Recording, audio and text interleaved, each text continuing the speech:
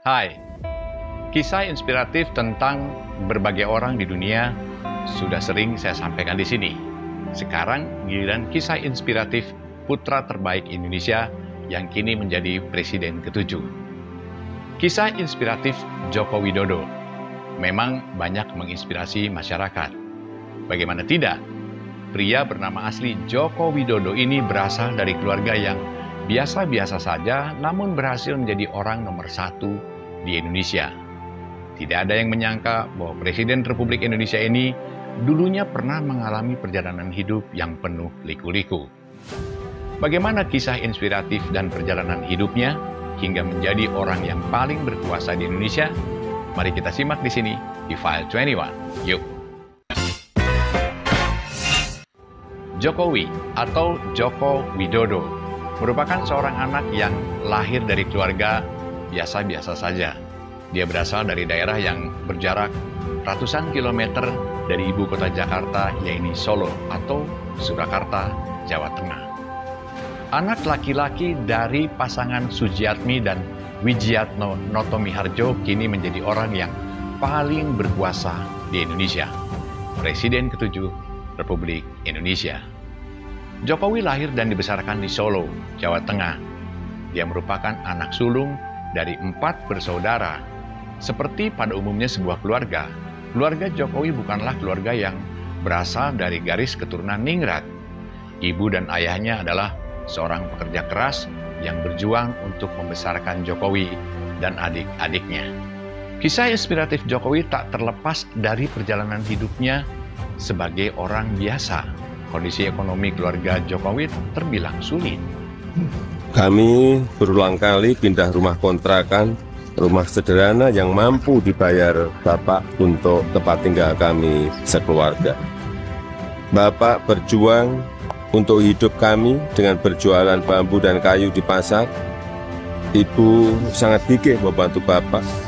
Setelah selesai masak dan membereskan rumah, ia segera pergi ke lapak dagang Bapak untuk membantu mengikat bambu dan kayu. Perjuangan dan kerja keras ayah Jokowi membuahkan hasil. Usaha ayah Jokowi mulai membaik.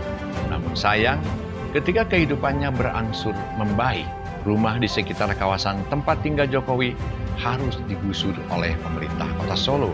Kondisi ini sangat membuat keluarga Jokowi kesulitan. Dan Jokowi serta keluarganya akhirnya menumpang di rumah sang paman. Sementara itu ayah Jokowi terus bekerja keras dan berjuang untuk memperbaiki keadaan dengan menjadi seorang supir angkutan umum. Sementara itu, usaha jualan bambu dan kayu dijalankan oleh sang ibu. Kami sekeluarga menjalani hidup tanpa mengeluh dan saling mengalirkan energi positif.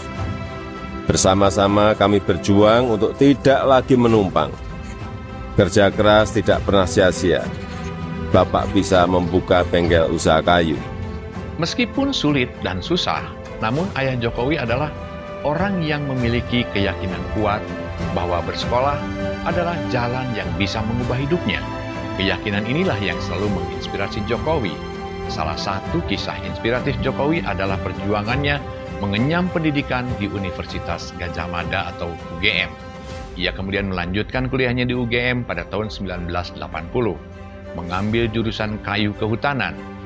Hal ini dilakukannya agar Jokowi bisa meneruskan usaha sang ayah.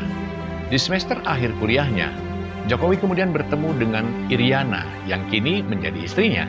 Iriana merupakan teman baik Jokowi yang sering main ke rumahnya. Jokowi kemudian menjadi jatuh hati pada Iriana. Sayangnya, karena masih harus menyelesaikan kuliahnya di Yogyakarta, Jokowi harus rela melakukan hubungan jarak jauh karena Iriana tinggal di Solo. Usai lulus kuliah pada tahun 1985, Jokowi langsung bekerja di sebuah perusahaan kertas di Aceh. Dia pun melamar Iriana dan memboyongnya ke Aceh. Karena tuntutan pekerjaan, Jokowi pun terpaksa mengajak sang istri untuk tinggal di hutan rimba selama kurang lebih 2,5 tahun. Hingga akhirnya Jokowi memutuskan untuk pulang ke Solo dan bekerja di pabrik mebel pamannya. Sejak bekerja di pabrik mebel pamannya, Jokowi mempelajari semua aspek bisnis mebel pamannya. Dia bekerja dari bagian produksi hingga bagian pemasaran. dia pun memutuskan untuk membuka usaha mebelnya sendiri yang ia namakan CV Rakabu. Tentu saja bisnisnya tidak langsung berjalan mulus.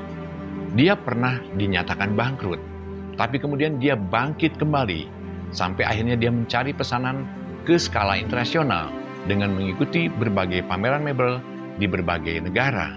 Kerja keras Jokowi menemui hasil. Toko mebelnya berangsur ramai dan dia bertemu dengan seorang pembeli bernama Bernard Seni dari Prancis. Orang inilah yang pertama kali menyebut Joko Widodo sebagai Jokowi. You know, from France, we used to have short names, and Joko Widodo was long for me. And I asked him, if you don't mind, perhaps I will call you only Jokowi. And that is with the beginning of the story. Nama Jokowi kemudian akhirnya banyak digunakan oleh pengusaha-pengusaha mebel untuk menyebut dirinya. Tonggak kisah inspiratif Jokowi adalah karir di dunia politiknya yang terbilang sangat mulus. Seiring dengan kesuksesannya sebagai pengusaha mebel, Jokowi kemudian masuk ke dunia politik pada tahun 2005. Dia mencalonkan diri menjadi calon wali kota Surakarta atau Solo. Karir politiknya terus menanjak hingga akhirnya dia diminta untuk mencalonkan diri menjadi Gubernur DKI Jakarta dan terpilih pada tahun 2012. Selama menjadi Gubernur DKI Jakarta, Jokowi sangat digandrungi oleh masyarakat Jakarta. Elektabilitas Jokowi terus melonjak dan membuatnya maju pada pemilihan presiden tahun 2014. Dan dia pun terpilih menjadi Presiden Republik Indonesia ke-7 pada tahun 2014. Jokowi kemudian lantas maju lagi ke periode kedua pada tahun 2019 dan kembali terpilih. Kini dia menjabat sebagai orang nomor 1 di Indonesia hingga tahun 2024 nanti.